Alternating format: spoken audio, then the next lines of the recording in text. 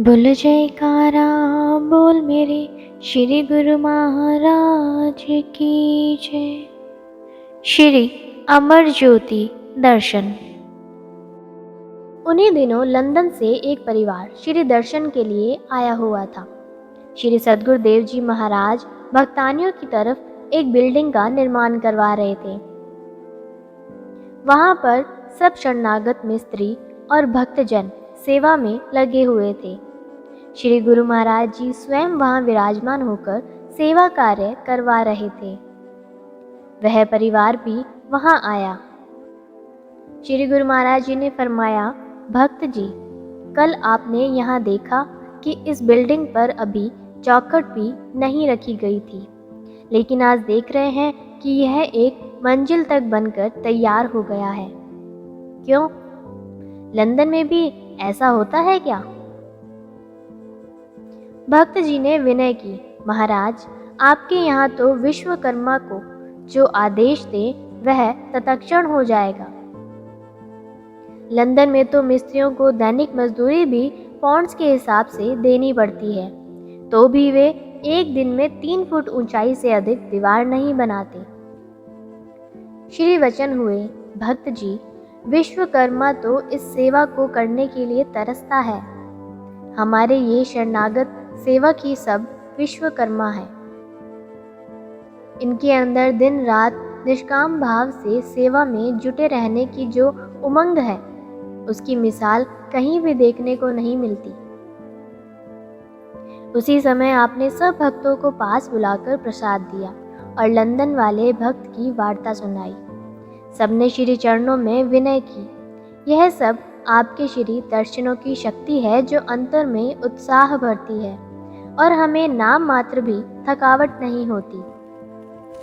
आपने पुनः फरमाया, यह सेवकों का दृढ़ विश्वास और श्रद्धा ही है जो उन्हें सेवा में रत रखकर भक्ति प्रदान करती है। श्री आनंदपुर में पर्व बीत जाने के पश्चात 50-52 गुरमुखों से भरी एक बस ललितपुर की ओर जा रही थी। दोपहर लगभग 2 बजे के करीब बस चंदेरी से 2 किलोमीटर आगे निकली ही थी कि उसका एक्सल टूट गया और एक गहरी खाई की तरफ जाती हुई बस अपना संतुलन खो बैठी। बस को बेकाबू होता देखकर सब संगत घबरा गई और श्री प्रभु जी को स्मरण करके जोर जोर से जयकारे लगाने लगी। तभी अचानक सामने एक वृक्ष के आगे पड़े एक बड़े पत्थर से टकराकर बस रुक गई, परंतु आगे का हिस्सा काफी क्षतिग्रस्त हो गया। बस की टूटी फूटी हालत को देखकर कोई अनुमान भी नहीं लगा सकता था कि उसमें बैठी सभी सवारियां सुरक्षित बची होंगी। दुर्घटना स्थल से केवल 10 मीटर की ही दूरी पर 1000 फुट गहरी खाई थी। यदि बस थोड़ा सा भी आगे निकल जाती तो सवारियों सहित कुछ भी शेष न बचता। पर श्री प्रभु जी की अपार कृपा देखो कि किसी भी गुरमुख को एक खरोंच तक नहीं आई। जिन्होंने उस समय बस की हालत देखी, उन सबके मुख से यही निकला कि यह अपने श्री गुरु महाराज जी की अनंत कृपा का ही अद्भुत करिश्मा और फल है जो आज सबकी जान बच गई। भक्त वत्सल प्रभु सदैव भक्तों के अंग संग रहते हैं और हर पल उनकी रक्षा में तत्पर रहते हैं। बन सच्चे रक्षक प्रतिपाल, निज भक्तों की करते संभाल। आज कभी ना आने पाए, रहते सदा जो इनके ही साए। श्री आनंदपुर ट्रस्ट धर्मार्थ चिकित्सालय, सुखपुर। श्री सद्गुरुदेव जी महाराज श्री तृतीय पातशाही जी महाराज ने एक बार शरणागतों के सम्मुख वचन किए थे, यहाँ पर श्री आनंदपुर में पाठशाला होगी, अस्पताल बनेगा और नगर की तरह चहल पहल होगी तथा यह एक महान तीर्थ बनेगा। श्री सद्गुरुदेव जी महाराज श्री चतुर्थ पातशाही जी की मौज भी उठी थी कि यहाँ सर्वजन हिताय एक चिकित्सालय होना चाहिए। तथा उन्होंने श्री आनंदपुर के अधिकृत क्षेत्र चक सुखपुर के समीप इसके निर्माण के लिए संकेत भी किया। उन्होंने दिल्ली निवासी एक गुरमुख आर्किटेक्ट रामभज कटारिया को ये वचन फरमाए कि समय आने पर श्री आनंदपुर में आपकी सेवा की आवश्यकता पड़ेगी। इसी तरह श्री सद्गुरुदेव जी महाराज श्री चतुर्थ पातशाही जी ने भक्त हीरालाल जी कर्नल से पूछा कि आप कौन सा कार्य करते हैं। उन्होंने विनय की कि मैं फौज में कर्नल के पद पर हूँ। श्री वचन हुए कि आपने बाहर की तो बहुत लड़ाइयाँ लड़ ली, अब अपने अंतर की लड़ाई लड़ो, जिसमें मन, माया एवं भक्ति दोनों के बीच में जो संग्राम है। मन को परास्त करके भक्ति को प्राप्त करो। श्री वचन सुनकर भक्त जी श्री चरणों में नतमस्तक हुए।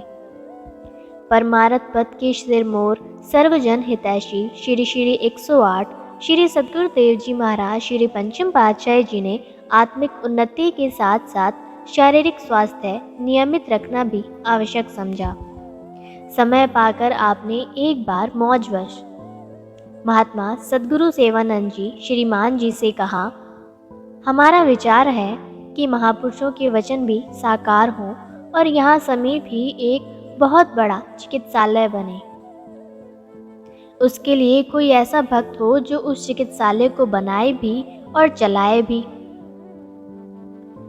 श्रीमान जी ने श्री चरणों में विनय की। प्रभु, चंडीगढ़ में रहने वाला एक भक्त हीरालाल है जो कर्नल के पद से रिटायर हो चुका है। उसके दिल में मानवता की सेवा के लिए भावना भरी हुई है। वह रोगियों की सेवा और गरीबों की सहायता करने के लिए जीवन समर्पण करना चाहता है। उसे यहाँ बुला लिया जाए। श्री वचन हुए, यह काम तो बना बनाया ही है। कुदरत ने उसके लिए संयोग बना दिया है। उसे यहाँ बुला लो। वह भक्त जी जब यहाँ आए तो श्री वचन हुए, भक्त जी, हीरालाल नाम है तो भक्ति रूपी हीरे की कमाई करो। हम यहाँ पर एक बहुत बड़ा अस्पताल बनाना चाहते हैं। हमारा ख्याल है कि आप उसका निर्माण कार्य भी करवाओ और संचालन भी करो।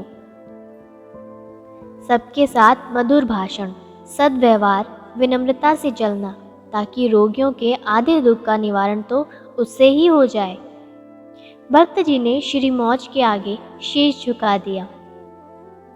श्री सद्गुरुदेव जी महाराज कुछ एक मुख्य प्रबंधक जनों, महात्मा सद्गुरु सेवानंद जी, महात्मा योग प्रकाशानंद जी, महात्मा अखंड प्रकाशानंद जी, महात्मा शांत आत्मानंद जी, भक्त हीरालाल जी, कर्नल महात्मा जी को साथ लेकर प्रथम चक सुंदर नगर की ओर गए।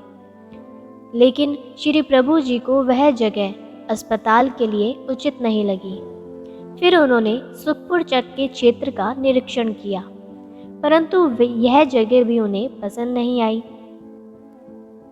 महात्मा शांत आत्मानंद जी ने विनय की, प्रभु, यदि आपकी श्री मौज हो तो एक और जगह है, आप कृपा करके उसे भी देख लेवें। श्री गुरु महाराज जी सबके साथ उस जगह पर पहुँचे।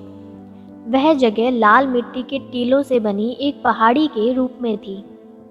श्री गुरु महाराज जी ने स्वयं उन टीलों पर चढ़कर देखा। वहां का दृश्य देखकर मुस्कुराते हुए फरमाया, यह जगह हमें बिल्कुल उचित जान पड़ती है। सामने श्री मंदिरों का दिव्य नज़ारा दिखाई दे रहा है। उधर सुखपुर चक दिखाई दे रहा है। ईसागढ़ भी पास है। हमें यह जगह अस्पताल के लिए अति पसंद है। इतने में महात्मा शांत आत्मानंद जी ने अपनी जेब में से एक कागज़ निकालकर दिखाया, जिस पर श्री श्री 108 श्री तृतीय पातशाही जी महाराज के वचन लिखे हुए थे कि यहाँ इस जगह पर अस्पताल बनेगा। महापुरुषों की मौज को कार्य रूप में परिवर्तित होता देख सभी ने हर्ष से जयघोष किया। फिर क्या था, आपने दर्शनार्थियों व जनसाधारण के लिए अपनी मौज से स्वयं इस परिसर की भव्य रूपरेखा तैयार करवाई। रोगियों के निरीक्षण हेतु एक अलग बिल्डिंग की योजना बनाई, जिसमें हर रोग से संबंधित विभाग के डॉक्टरों के कमरे, physiotherapy, pathology lab, X-ray machine, operation theatre, ward, पाकशाला, उद्यान आदि की सुव्यवस्था हो। स्टाफ, डॉक्टर, नर्स व अन्य कर्मचारियों के निवास के लिए अलग अलग भवनों का निर्माण किया जाए। श्री परमहंस अद्वैत मंदिर का निर्माण किया जाए ताकि शारीरिक उपचार के साथ साथ आध्यात्मिक लाभ भी प्राप्त हो सके। मेडिकल स्टोर का निर्माण किया जाए ताकि रोगियों को सुविधापूर्वक दवाइयाँ उपलब्ध हो सकें। श्री सद्गुरुदेव जी महाराज ने उसी गुरमुख आर्किटेक्ट को इस रूपरेखा का नक्शा बनाने की सेवा प्रदान की। इस प्रकार आपने 10 नवंबर सन 1974 रविवार के दिन निज कर कमलों से इसकी नींव रखी और इसका शुभ नाम श्री आनंदपुर ट्रस्ट धर्मार्थ चिकित्सालय फरमाया। उस समय यहाँ दूर दूर तक कोई सड़क व यातायात के साधन नहीं थे, केवल जंगल ही जंगल था। श्री गुरु महाराज जी के श्री दर्शन हेतु यहाँ पर टेंट लगाए गए। श्री वचन हुए। महापुरुष जन कल्याण हेतु ही सारी रचना रचाते हैं, जिससे उनको सब प्रकार से लाभ मिल सके।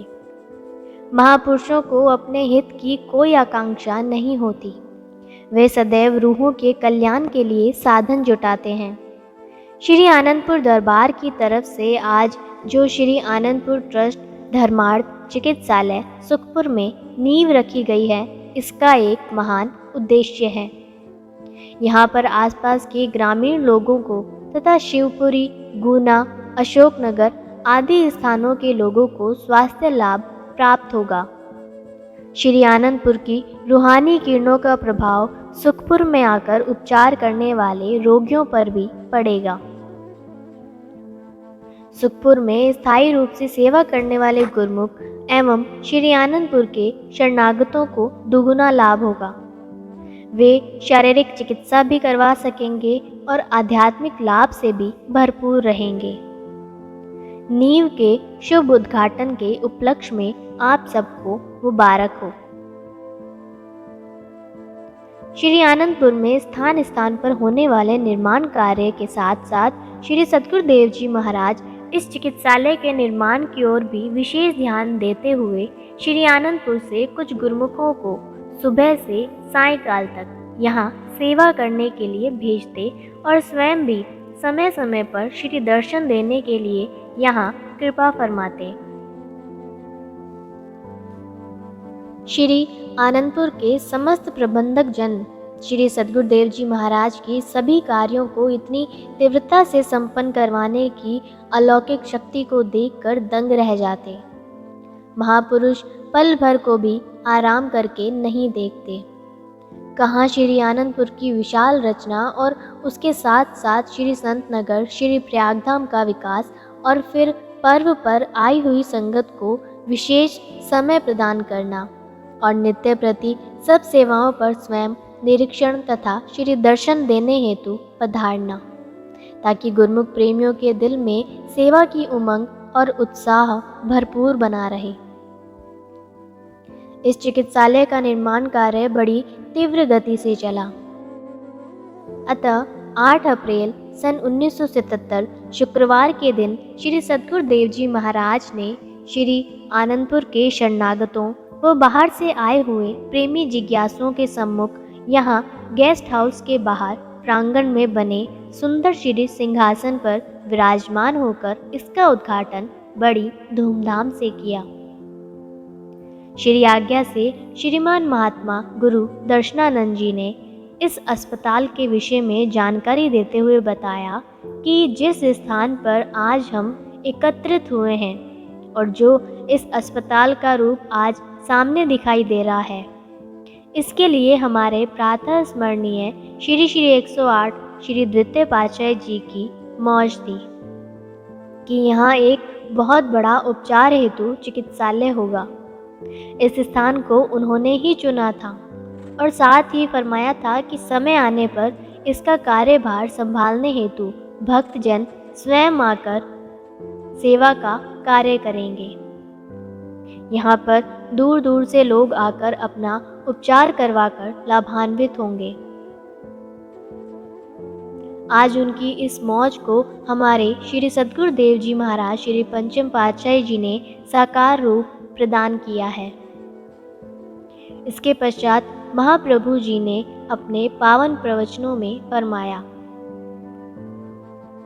प्रेमियों, आज महापुरुषों की धुरदरगाही मौज को पूरा करने के लिए सुखपुर में श्री आनंदपुर ट्रस्ट धर्मार्थ चिकित्सालय का उद्घाटन हुआ है।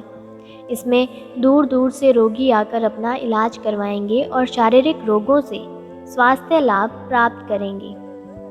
महापुरुष समय समय पर संसार में प्रकट होकर परमार्थ का सिलसिला चलाते हैं और सेवा का भंडार खोल देते हैं। महापुरुषों ने श्री आनंदपुर दरबार की रचना करके सेवा और भक्ति का महान केंद्र बनाकर जीवों को रूहानी लाभ के साथ साथ शारीरिक स्वास्थ्य प्रदान करने का भी प्रबंध कर दिया है। क्रमशः बोलो जयकारा बोल मेरे श्री गुरु महाराज की जय।